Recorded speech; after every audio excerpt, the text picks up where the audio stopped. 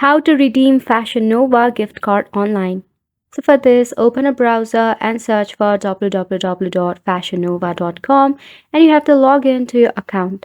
So once you have logged in, you will see varieties of options on your web page that you can shop. Simply select an item and select a size of your preference and then tap on Quick Add. Once it is added to your shopping cart, simply tap on the checkout option at the top of the screen. So in the left hand side, you can see some of the account details that is compulsory to be filled out by you. So make sure that you have filled out this form first. At the side, you will see a box that says discount code or gift card. So if you have your gift card number or code, simply go ahead and enter it right there. And then you have to tap on this apply icon.